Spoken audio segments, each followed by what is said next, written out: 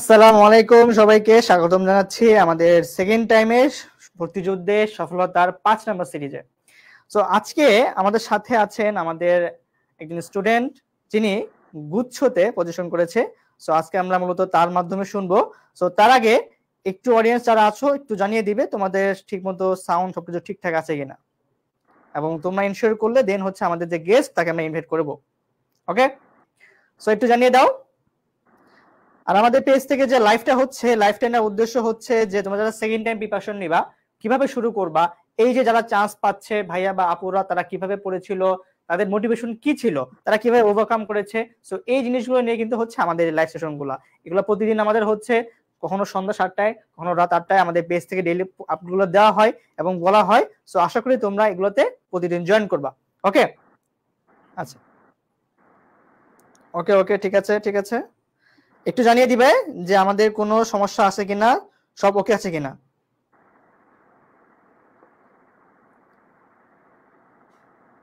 Audience কতজন দেখতে পাচ্ছি না, অডিয়েন্স কতজন দেখতে পাচ্ছি না।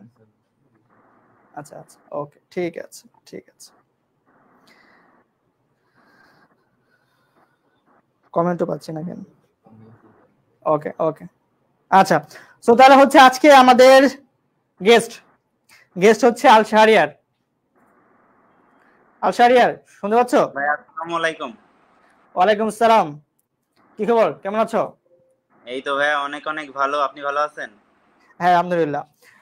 সো আজকে ভালো লাগাটা তোমার যেমন ভালো লাগা যে তুমি একটা সাকসেস স্টোরি বলতে আসছো, তোমার লাইফের জার্নি শেয়ার করতে আসছো, ঠিক তেমনি ভাবে আমি নিজেকে গর্বিত মনে করতেছি যে আমাদের স্টুডেন্ট বা আমার স্টুডেন্ট সে আমার সাথে তার জার্নিটা শেয়ার করতে আসছে।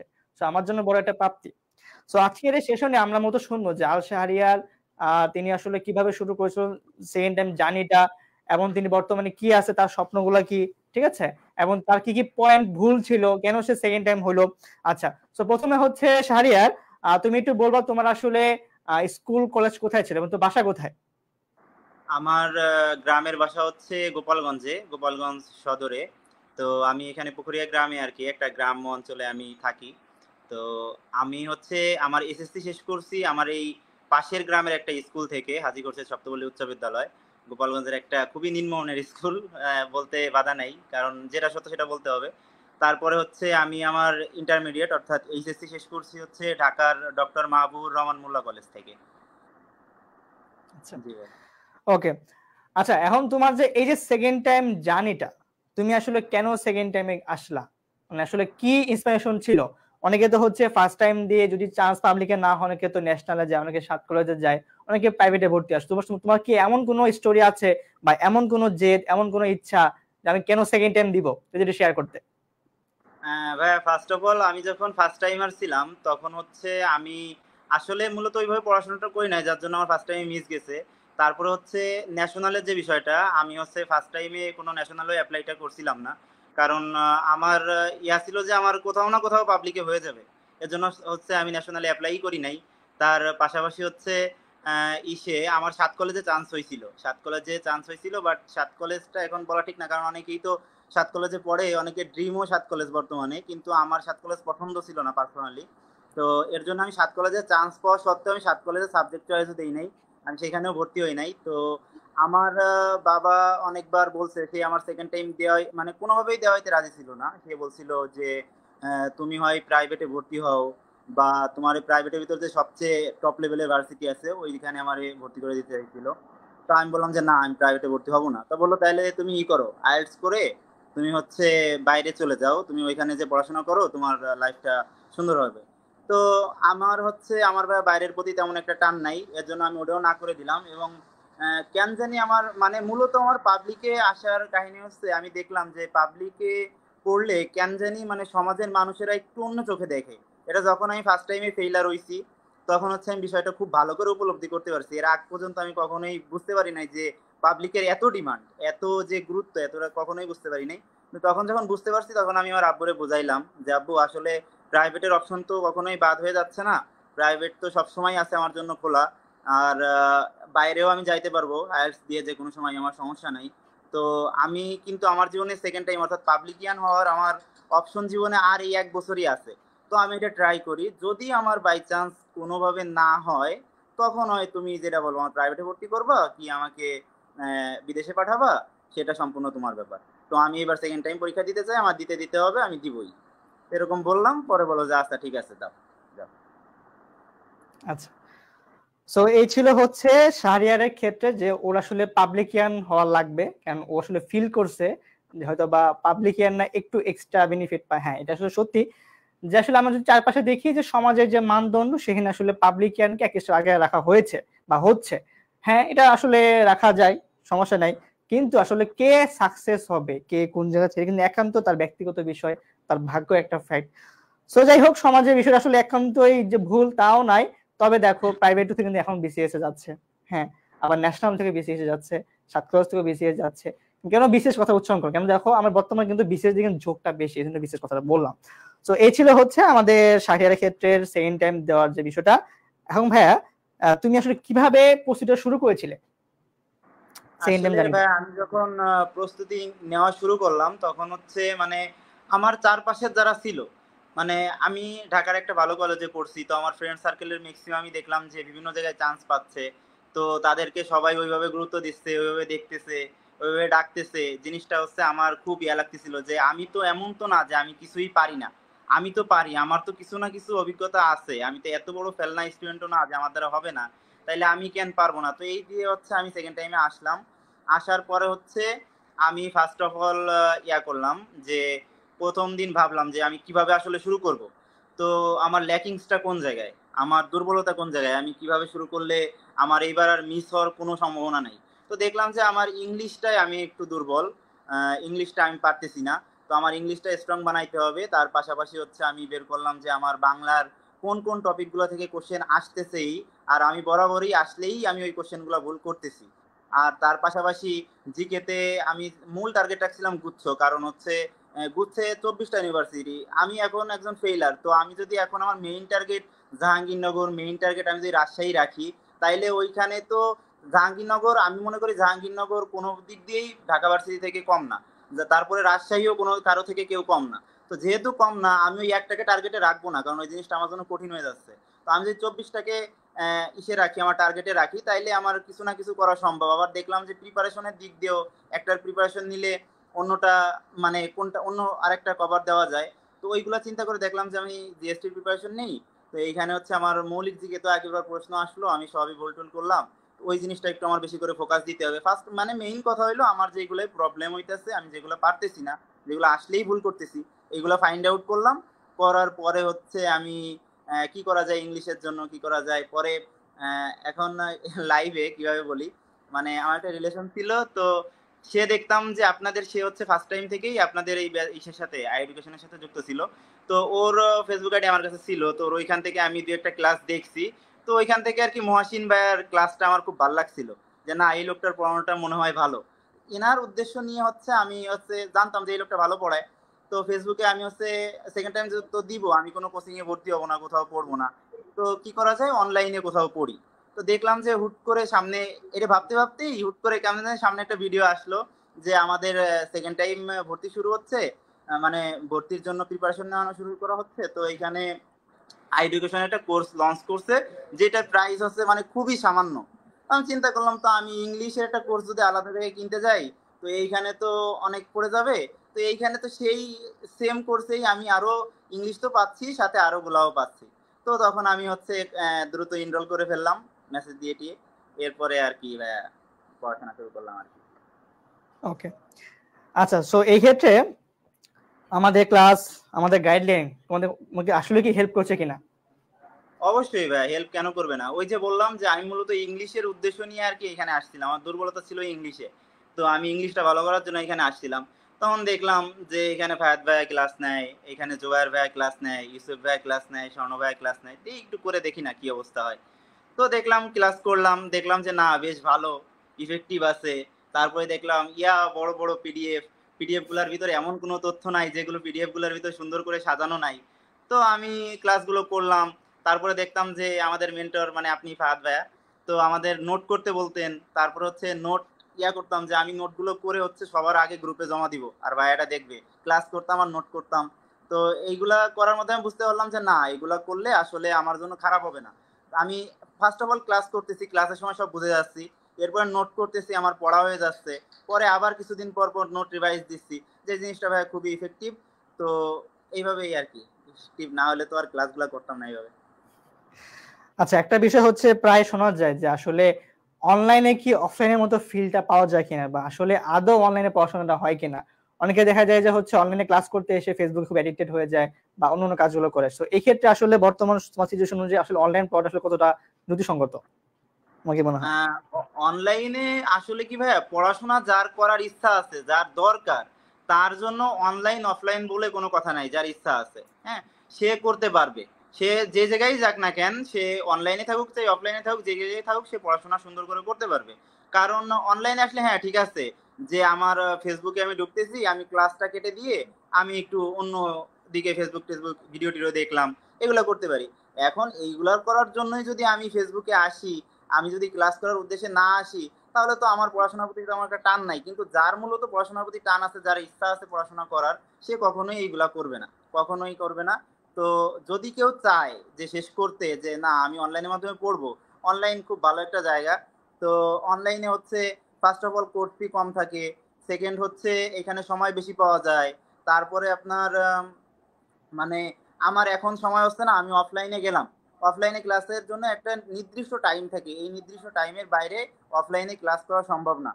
9টার সময় ব্যাচ দিল, আমি 9টার সময় কোনো কারণে যাইতে পারলাম না, আমার ওই দিনের ক্লাস শেষ। কিন্তু অনলাইনে কি করা যায়, 9টার সময় আমার ক্লাস আছে, আমি 9টার সময় ক্লাসটা আমার কোনো কারণে করতে পারলাম না, ভিডিও তো থেকে গেছে, আমার যদি ইচ্ছা থাকে আমি ভিডিও দেখে পরবর্তীতে ক্লাস করে করে ফেলতে পারি, যেটা অফলাইনে কখনোই সম্ভব না। এই আর কি। তো আচ্ছা, তুমি তো হচ্ছে প্রায় লম্বা একটা সময় তুমি হচ্ছে আইডেন্টিহীন ছিলা। সো যখন তোমার এই যে বিভিন্ন আস্তে আস্তে তোমার পরীক্ষাগুলো হয়, জাহাঙ্গীরনগর, তারপরে যার আগে বিউপি হয়েছে, চট্টগ্রাম হয়েছে, রাজশাহী হয়েছে, সব জায়গায় তুমি তো ট্রাই করছো, তাই না? তো এই যে হচ্ছে একটু একটু ব্যর্থতা, দেন ফাইনালি হচ্ছে গুচ্ছে একটা পজিশন করা, তুমি এখন পাবলিকিয়ান। সো এই যে সেকেন্ড টাইম জার্নি থেকে আস্তে আস্তে আস্তে আস্তে লাস্ট পর্যন্ত একটা পাবলিকিয়ান ট্যাগ পাওয়া, সো ওই দিন তোমার কেমন লাগছে, বা বাসার মানুষজন সাথে তোমার কেমন হয়েছে আর কি? আসলে ভাইয়া, এই পর্যন্ত হিসাব করলে আমি পাবলিক ইউনিভার্সিটির পরীক্ষা দিচ্ছি সব মিলায়ে মোট 13টা পরীক্ষা দিছি। তো ফার্স্ট আচ্ছা, টাইমে আমি সবগুলাই ফেল। সেকেন্ড টাইমে যখন পরীক্ষা দেওয়া শুরু করলাম, একমাত্র জাহাঙ্গীরনগরের বি ইউনিটে হচ্ছে আমি ডিরেক্ট ফেল করছিলাম, বাকি সবগুলাই মেরিট আসছিল। মানে জাহাঙ্গীরনগরের না, বিতে না, সিতে ফেল, না বিতেই ফেল করছিলাম, সিতে আমার পাস আসছিল, বাট মেরিট অনেক দূরে ছিল, অল্পর জন্য হইলো না, মানে 3000 না 4000-এর জন্য মেরিট ছিল, ভুলে গেছি ঠিক। তারপরে হচ্ছে চিটাগাং পরীক্ষা, না তারপর দিলাম রাজশাহীতে পরীক্ষা দিলাম। রাজশাহীতে পরীক্ষা দিয়ে দেখলাম যে আমি গ্রুপ 4-এ পরীক্ষা দিয়ে পাইলাম হচ্ছে 52.25। তাতে আমার মেরিট পজিশন আসলেও হচ্ছে আপনার 2275তম।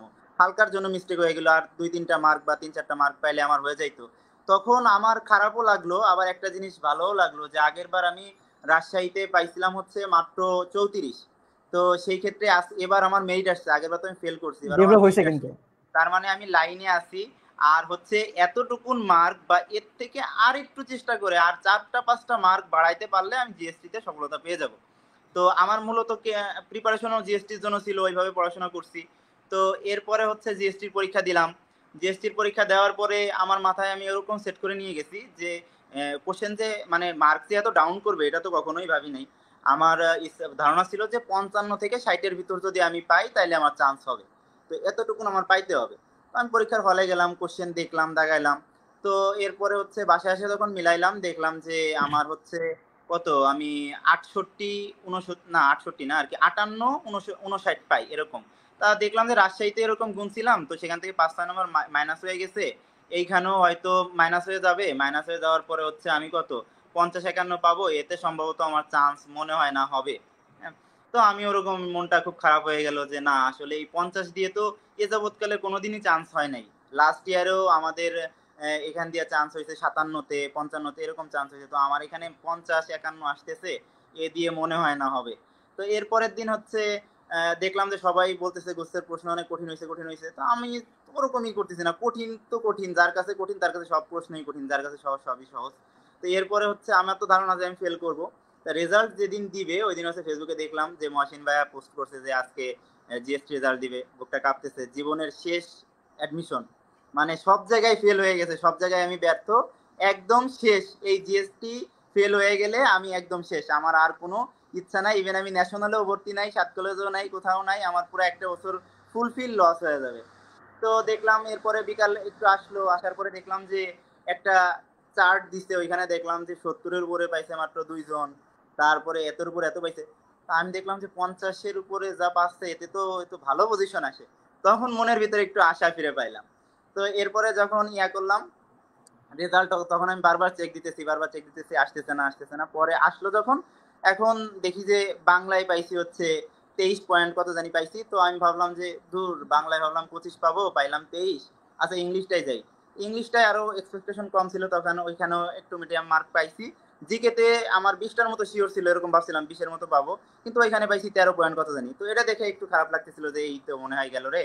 তো যখন আমি দেখলাম যে আমি 50 পয়েন্ট 50 পাইছি, মানে আস্তে আস্তে উঠাচ্ছি। তখন যখন উঠাইলাম দেখলাম মেরিট, মেরিট দেখি যে 2188। আমি কই কি রে, মানে কেমনে কি, এটা কি আদৌ সম্ভব এই মার্কে এই পজিশন? আমি বারবার করতেছি, মানে রিফ্রেশ দিচ্ছি যে আসলে ভুল না তো, কোনোভাবে গ্লিচ টিচ খাইলো না তো। পরে যাও চিল্লানি দিয়ে উঠলাম যে না, আমার চান্স এবার হয়ে গেছে, আমরা যে জড়াই ধরলাম। তো ছিলাম, বাইরে ছিলাম, পরে এক ভাইয়া ছিল কত ভাই, তারই অ্যাটাক করলাম। পরে সবাই ফোন দিয়ে, মানে আমার হাত পা কাঁপতেছিল যে না, এট লাস্ট আমি পারছি, আমার হইছে কোথাও না কোথাও। ইভেন ভাই আমি কিছু স্টুডেন্ট পড়াইতাম, ওদেরও আমার প্রতি আশা ছিল যে আমি কোথাও না কোথাও চান্স পাবো, চান্স হবে। মানে সব মিলায় সবার বিরুদ্ধে যে অবস্থায় আমি পরীক্ষাটা দিচ্ছিলাম, তো যদি চান্সটা না হইতো তখন আমার মানে নিজের দিক থেকে সকলের কাছে অনেক ছোট হয়ে যাইতাম, এরকম মনে হচ্ছিল যে ছোট হয়ে যাব, মানুষে কিন্তু বলবে যে এত চেষ্টা করে হইলো না। তো যখন ওই রেজাল্টটা চলে আসে তখন ওই সব কথাগুলো মনে পড়তেছিল যে না, আসলে আমি পারছি, আমার দ্বারা সম্ভব হয়েছে। আমি পাবলিকিয়ান আজকে থেকে আমার ট্যাগ পেয়ে গেছি, মানে একটা রাস্তা হয়ে গেছে, চিঠি পেয়ে গেছি, এখন যে কোনো সময় টিকিটটা কেটে বাসে উঠে পড়তে বললে হয়ে যাচ্ছে। আচ্ছা, সো দেখো, সারিয়া বলতেছে যে সে 13 বার পরীক্ষা দিয়েছিল, 13 বারে সে ব্যর্থ হয়েছে, দেন সে কিন্তু গুচ্ছতে পজিশন করতে পেরেছে। সো এই যে মানুষ যে বারবার ব্যর্থ হয়, ব্যর্থ হওয়ার পরে যে হাল না ছাড়া বা একটা জেদ রাখা, আমাকে পারতে হবে। সো এই ক্ষেত্রে কিন্তু হচ্ছে সারিয়া একটা উদাহরণ যে ভাই ব্যর্থ হওয়া যাবে না। সেকেন্ড টাইম মানে হতাশা আসবে, অনেক কথা শুনতে হবে, অনেক মানে পজিটিভ নেগেটিভ কথাগুলো আসবে। বিশ্বাস রাখো ভাই, মানুষের খায়া দেয় কাজ নাই, তোমাকে কেউ পজিটিভ কথা বলবো, তোমাকে ইন্সপিরেশন দিবে, তোমাকে উপর দিকে তোলাবে। মানুষের কাজ হচ্ছে পা ধরে নিজের দিকে নামানো, তাই না? তো এই ক্ষেত্রে নিজের মোটিভেশন নিজেই হইতে হবে যে না, আমাকে শেষ পর্যন্ত লড়ে যেতে হবে। তো এই যে ইচ্ছাটা, নিজের যে ইচ্ছাটা, এটা কিন্তু অনেক কিছু। হ্যাঁ, আমি তোকে মোটিভেট করতে পারি, তোমাকে আইমার স্যার মোটিভেট করতে পারে, বাট এটা কিন্তু লং লাস্টিং করবে না। যখন তুমি নিজে ফিল করবা যে আসলে আমার ওইখানে যেতে হবে, আমাকে শেষ পর্যন্ত থাকতে হবে, তাহলে সেটা পারবা। সো শাহরিয়ার তো 13 বার ট্রাই করেছে, পারে নাই, শেষ পর্যন্ত পারছে। তো এই ক্ষেত্রে আমাদের 24-এ যদি উদাহরণ হতে পারে, যে হচ্ছে শাহরিয়ার একটা উদাহরণ, ঠিক আছে। আরেকজন ছিল আমাদের জাহিদ, সে 17 বার ফেলার হয়ে 18 বার সে গুচ্ছে হলো চান্স পাইছে। তুমি চিনো হয়তো বা জাহিদ, একজন ক্লাসে মানে দুষ্টুমি করতো, আমাদের স্টুডেন্ট ছিল। সো আরেকটা কোশ্চেন শাহরিয়ার, সেটা হচ্ছে যে যারা সেকেন্ড টাইম দিবে, হ্যাঁ সেকেন্ড টাইম দিবে, সো সেকেন্ড টাইম প্রিপারেশন শুরু করার আগে, মাত্র পরীক্ষা শেষ হয়েছে, ওরা এসে 23 ব্যাচ, অতক্ষণ সেকেন্ড টাইম নাকি দিবে। সো সেই ক্ষেত্রে ওদের কোন বিষয়গুলো মাথায় নিয়ে সেকেন্ড টাইম প্রিপারেশন শুরু করা উচিত? তো ফার্স্ট অফ অল মোটমোট কথা হচ্ছে পড়াশোনার বিকল্প নাই, ঠিক আছে। না, এক হচ্ছে ভাগ্যের একটা কথা সেদিনকে মিলাইছিলাম যে ভাগ্যের উপর ভরসা রাখতে হবে, ভাগ্য পরিবর্তনে বেশি বেশি পড়াশোনা করতে হবে, এরকম আর কি। তো পড়াশোনার বিকল্প কিছু নাই। একটা ভাইয়ের ছিল, কথা ছিল যে কিছুদিন আগে আর কি দেখলাম, উনি বলছিল, মানে আমাদের এই এডুকেশনেরই ছিল উনি, এখন হয়তো বা নাই। উনি বলছিল যে একজন এডুকেশন মানে একজন সেকেন্ড টাইমার, সে যদি চায় ও সেকেন্ড না, ও ফার্স্ট হয়ে দেখাইতে পারে। এটা আসলে মসিদ ভাই বলছিল, এটা মসিদ জি ভাই বলছিল। জি, সে ফার্স্ট হয়ে দেখাইতে পারে। তো আমিও কথাটা মানি যে সে ফার্স্ট হয়ে দেখাইতে পারে, কারণ হচ্ছে তার ফার্স্ট অফ অল কাজ হচ্ছে তার মানে সবসময় নিজের ভিতরে ইয়া রাখতে হবে, বিশ্বাস রাখতে হবে যে না আমি পারবো, আমারে কখনোই মানে আমি চেষ্টা করলে আমি পারবো, আমি পারবো না কেন? ওরও 4টা হাত আছে, আমারও 4টা হাত আছে, মানে 2টা হাত আছে, 2টা পা দুটো পা দুটো আছে। পা। তো আমি কেন পারবো না? ওর যা যা আছে আমারও তাই তাই আছে, আমার দ্বারা কেন সম্ভব না? আমি পারবো, আমি যদি চেষ্টা করি অবশ্যই পারবো। এই মনোবল রাখতে হবে নিজের ভিতরে, কখনোই ভেঙে পড়া যাবে না। আর আজকে মনে যাচ্ছে যে আমি সেকেন্ড টাইম আর এখন এখন পরীক্ষা দিব, এখন যে উদ্দীপনাটা আছে পড়াশোনার প্রতি, এই 1.5-2 মাস পরে যে এই উদ্দীপনাটা ছেড়ে দেওয়া যাবে না, এটা ম্যাক্সিমামের ক্ষেত্রেই ছুটে যায়, ওরা হচ্ছে সেকেন্ড টাইম দিয়েও হয় না। কিন্তু লাস্ট পর্যন্ত নিজেরা ধরে রাখতে হবে, প্রয়োজনে পড়া বাধায় রাখতে হবে, প্রয়োজনে একটু কম পড়ো, কম পড়েও তারপরেও পড়া বাধায় রেখে যেন তোমার পড়ার প্রতি একটা আগ্রহ থাকে। অত ওই 1 মাসে শেষ করে ফেলে তারপরে পরের 3 মাস বসে থাকার কোনো কথা আসে না, কারণ লাস্ট টাইমের ওই সময় পড়াশোনা না করলে এগুলো কিছুই মনে থাকে না। আর হচ্ছে এগুলো মাথায় রাখতে হবে। তারপরে আমার কোন জায়গাগুলো সমস্যা হচ্ছে, কোন পয়েন্টগুলো আমি বুঝতেছি না, কোন জায়গা থেকে কোশ্চেন আসলে আমি ইজিলি ভুল করতেছি, আর কোন জায়গা থেকে কোশ্চেন আসতেছেই, এই পয়েন্টগুলো বের করে এইগুলো নিজে নিজে সুন্দর করে সলভ করে ফেলতে হবে। কারণ আমার থেকে ভালো আমার কেউ চিনে না। তো আমি কোন বিষয়টায় দুর্বল, কোন জিনিসটা আমি পারি না, তো ওই জিনিসটা আমি খুব ভালো করে জানি। তো ওইটা হচ্ছে সর্বপ্রথম ওভারকাম করতে হবে, নিজের ল্যাকিংসগুলো দূর করতে হবে। তার পাশাপাশি হচ্ছে সবসময় মেন্টর যারা আছে এদের গাইডলাইন ফলো করতে হবে। কোথাও সমস্যা ফিল হইলে, না বুঝলে বলতে হবে যে আমি যাই বুঝতেছি না, আমি যাই পারতেছি না, আমার এটা বলে দেন। যে কোনো উপায় হোক, মানে সে যেমনই হোক না কেন তার কাছ থেকে আমার এটা আদায় করে নিতে হবে, প্রয়োজনে সে বিরক্ত হয়ে যাক, বিরক্ত এডুকেশন হয়ে মেন্টররা কি ক্লান্ত হেল্প হয়ে করে? যাক। নক জি দিলে ভাই। অ্যান্সার দেয়? হ্যাঁ এডুকেশনের দেয় তো। মেন্টররা কি হেল্প করে? আমি একমাত্র আপনারই আমি মেসেজ দিছি, এর জন্য আপনার বিষয়টা আমি বলতে পারি, আর কারো মেসেজ দিতাম না। তো দিতাম না বলতে হচ্ছে আমার মহাসিন ভাইয়ের সাথে অ্যাড ছিল না, তারপরে হচ্ছে আর কারোর সাথে অ্যাড ছিল না, শুধুমাত্র আপনার সাথেই ছিল। আর হচ্ছে একবার ইউসুফ ভাইয়ের প্রশ্ন করছিলাম, ইউসুফ ভাই আমার রেসপন্স করছিল, আমার মনে আছে। তো অবশ্যই রেসপন্স করে, একটু আগে হোক চাই একটু পরে হোক। আমি এখন কোশ্চেনটা করে রাখছি, আমার রাত 9টায় রিপ্লাই দিক, আমার তো কোনো সমস্যা নেই। যেভাবেই হোক আমার উত্তরটা জানতে হবে, আমার আদায় করতে হবে, কারণ সমস্যাটা আমার। এতে ফাহাদ ভাই রাগ করুক, ফাহাদ ভাই যা ইচ্ছে হয়ে যায়, সমস্যা নেই, এক্ষেত্রে আমি খুবই স্বার্থপর, আমার এটা লাগবেই লাগবে, যে উপায় হোক। প্রয়োজন আমি ফাহাদ ভাই রাত 12টার সময় কল দিয়ে জ্বালাই ফেলবো, তাতেও সমস্যা নেই, কিন্তু তাও আমার লাগবে। ওকে, আচ্ছা, অনলাইনে হচ্ছে অনেকে বলে যে ফাহাদ ভাই অনেক রাগী, অনেক বকাঝকা করছে। সো এখন আর কি মনে হয় যে এই রাগটা দরকার ছিল কিনা? অবশ্যই রাগটা দরকার ছিল। রাগ না হইলে এই যে যে কমেন্টের মাঝখানে আমি ক্লাস করতেছি, ক্লাসের মাঝখানে যদি কমেন্ট করা হয়, একটা ফাজলামির কমেন্ট করা হয়, একটা দুষ্টামির কমেন্ট করা হয়, ওই কমেন্টের দিকে হয় কি সবার নজরটা চলে যায়। যতই আমি নিজেরে ধরে রাখার চেষ্টা করি না কেন, চোখ তো মানে স্ক্রিনটা এত বড়, তার ভিতরে এতটুকুন আছে মনিটর, আর তার নিচে এতটুকুন আছে কমেন্ট। কমেন্টের অংশটা যেহেতু বড়, ওই জায়গায় ফাজলামি করলে ওইটা চোখে বাঁধবে বেশি।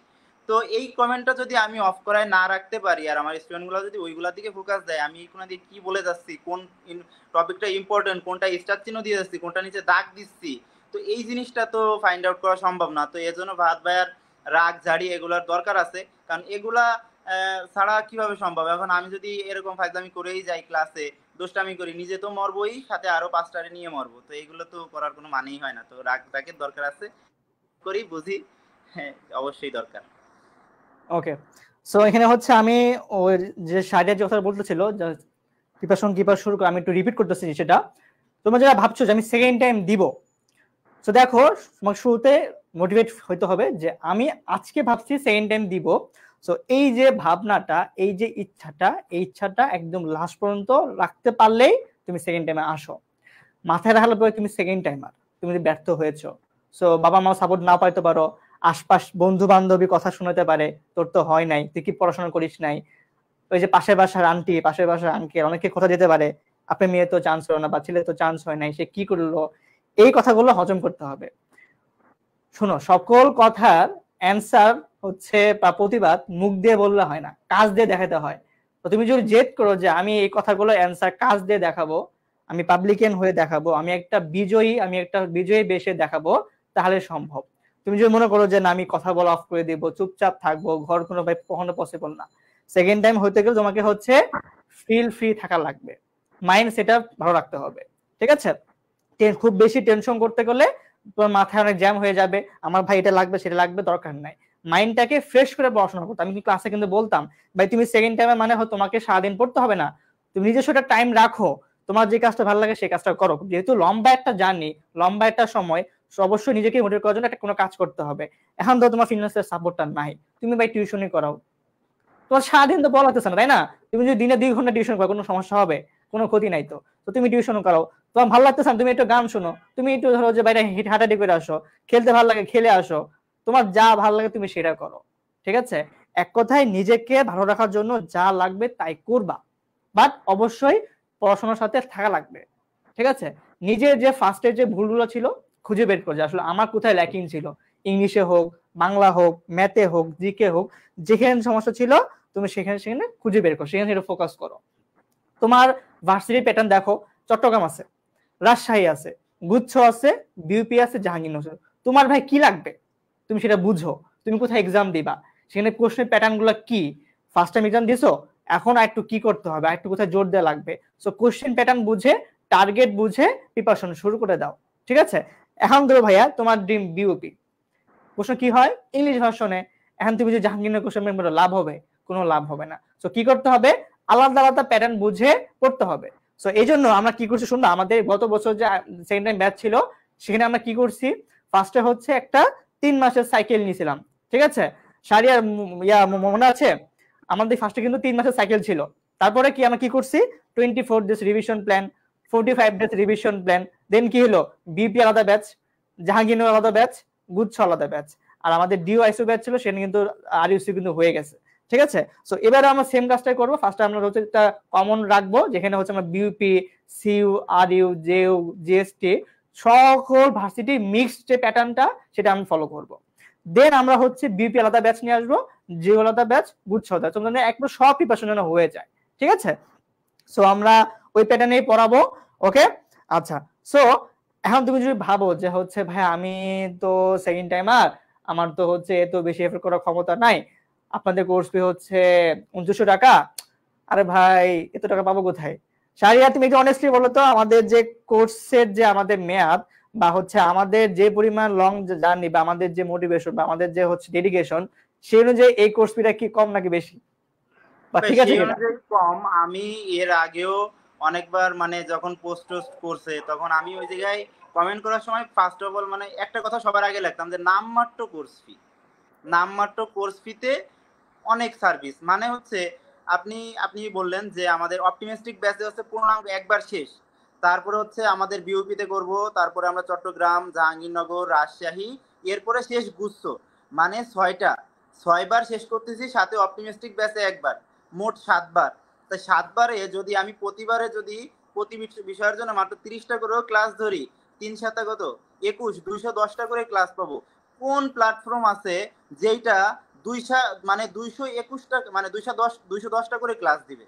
কোন প্ল্যাটফর্ম আছে? বাংলাদেশে কোনো প্ল্যাটফর্ম নাই যে ওই সাবজেক্টের উপর 210টা ক্লাস দিবে। তাইলে এটার জন্য যে কোর্স ফি, এখন এইখানে আমাদের যে সিও মানে এডুকেশনের যে সিও আমাদের মহাসিন ভাই, তো এখন ওই লোকটারও তো এই যে এখানে যে এতগুলা কর্মচারী আছে এদেরকে তো রাখতে হয়, এদের দিয়ে ক্লাস নেওয়াতে হয়, এদের একটা খরচ আছে বহন করতে হয়। তো এগুলোর জন্য তো আসলে দরকার। এখন আমি 7 মাস ধরে একটা 7 মাস 8 মাস 10 মাস ধরে একটা স্টুডেন্ট আমি টানতেছি, তো এখানে আমার যে টিচার দিয়ে ক্লাস নেওয়া লাগতেছে তাদের জন্য তো হিউজ একটা অ্যামাউন্ট এখানে আমার খরচ আছে। তো এর জন্য কোর্স ফিটা মানে নামমাত্র বললেই চলে, কারণ এই কোর্স ফিতে তো আসলে কোথাও চান্স মানে কোথাও কোর্স পাওয়া যায় কিনা সন্দেহ আছে। সেটা পাওয়া যায়, কোন জায়গায় পাওয়া যায়, মাত্র একবার শেষ করবে, মাত্র একবার শেষ করবে, কিন্তু এই 7 8বার শেষ করবে, 8 মাস ধরে টানবে, এই কয় টাকায় ইম্পসিবল।